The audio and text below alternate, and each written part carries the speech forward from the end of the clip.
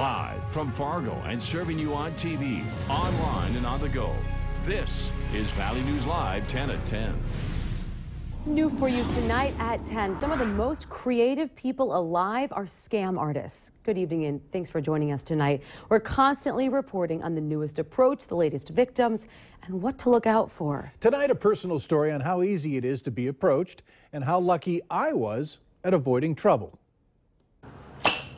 You don't see too many of these. A Ring Key bass from the 1960s, and I happen to have two. They were my mom's. She used them in a gospel group for many years. She recently passed away. Since no one in the family wanted them, we decided to sell them, and I turned to Craigslist. It's real easy to create an ad, and I placed mine in the Fargo-Moorhead area. Didn't take long, and I had two separate responses, both asking if the basses were still for sale and to send an email to let them know. Within hours, I got emails from two separate people, a Sandra Green and a Melanie Lindley. Here's what Melanie wrote. I really appreciate your quick response to my text. I'll be buying it from you. Kindly withdraw your advertisement from the Craigslist and consider it sold. It was the identical email that I got from Sandra. Craigslist is very unique. It's kind of like the Wild West. There's some good things about it, some not so good things about it. Bottom line, there's plenty of people out there who are looking to rip you off. So I went back to the computer and sent them a message. The same message to both. I told them that before I could proceed, I wanted to protect myself from being scammed. Could they send me a picture? With the photo, Mike, is that it's a good idea. You are challenging the scammer there. But again, these days with iPhotos, stock photos, someone can just grab a quick photo online. I didn't get any photos back. In fact, I didn't get any responses at all. And I must admit, I may have acted differently if I would have only gotten one email. Where the scammer gets you is now that they've established this relationship with you, whether they say they're buying something from you or whatever it is, there's some excuse for you to have to either give them money back or send some portion of some funds. Recently on Craigslist, a mom was victimized, looking to buy Taylor Swift concert tickets for her daughter and herself. Even after seeing what looked to be legit tickets, she wound up losing $200. She sounded so nice, legit. I mean, we talked back and forth, we emailed, we texted. You know, everything was sounding so good. But I was the fool.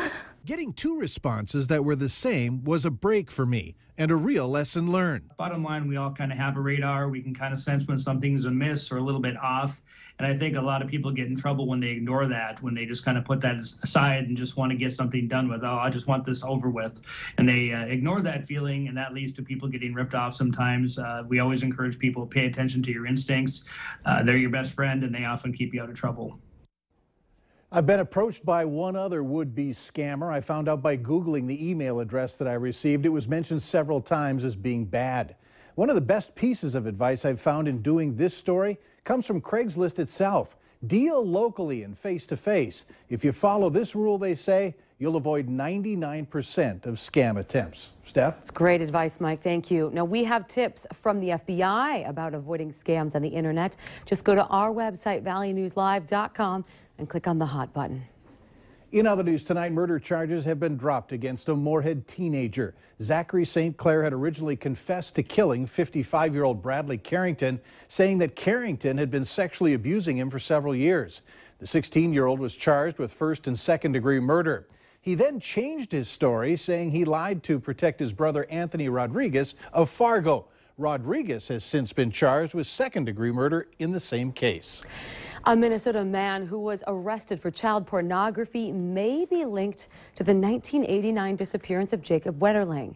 52-year-old Daniel James Heinrich was arrested and charged with 5 counts of possessing and receiving child pornography. Authorities say during a search warrant served in Heinrich's residence in July, investigators found 19 3-ring binders filled with pornographic images of young boys. Officials who met earlier with Jacob's parents said that Heinrich is not being charged in connection with Jacob Wetterling's abduction, but he is being named as a person of interest in this case. The Wetterling family released a statement today that reads, in part, "For 26 long years, we have said that somebody knows something. We are so grateful for the prayers, the support, and the hope shared in our search for Jacob and the search for answers." 5 people from Devil's Lake in Fort Totten, North Dakota, face charges tonight relating to a drug conspiracy in that part of the state. Nestor Lopez Jr., Teresa Lopez, and Fernando Lopez, all of Devil's Lake, are charged in this case, along with Winter Hawk and Janet Oldrock of Fort Totten. The indictment accuses the 5 of having meth and planning to distribute it in Devil's Lake and on the Spirit Lake Reservation. Not something people want to hear. Health care premiums will go up for thousands of people. Minnesota recently approved rate hikes on premiums for many private insurance companies. Tonight, Valley News Team's Macy Enger spoke with those who say the increase makes it hard to provide for a family. Something has to change. Thousands of Minnesotans will find a letter like this in their mailbox from their health insurance company. This year's premiums could take a chunk out of your wallet. How is that possibly affordable for most working class Americans anymore? It just isn't. Everett Manning says he got a letter, and this year he'll be paying over $1,000 more in premiums. Others posted on social media, one woman stating the average family will struggle.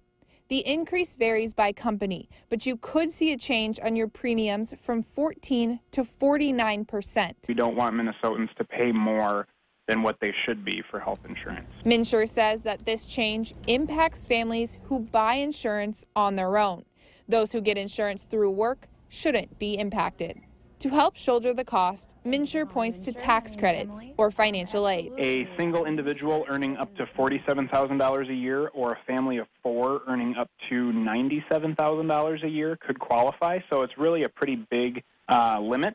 So a lot of people can qualify even if they don't think that they do. Open enrollment for several companies starts Sunday, giving many people the chance to shop around and change their policy. Otherwise, the rate changes for many companies go into effect January 1st. In Moorhead, Macy Enger, Valley News Live. And people in North Dakota may also see a change. Blue Cross Blue Shield says an average family will see an increase of 12% on their premiums. Newly elected Speaker Paul Ryan says it's time to fix a broken house and begin solving the nation's problems instead of adding to them. Ryan was elected the 54th Speaker of the House as his colleagues looked to the Wisconsin Republican to help unite his party and end the constant crisis that have come to dominate the chamber in recent years. The 45-year-old is the youngest Speaker to lead the House in 140 years and the first member of Congress from Wisconsin to win the job. Ryan vows to give committee chairmen and rank-and-file members more power over crafting the legislation that comes before the House.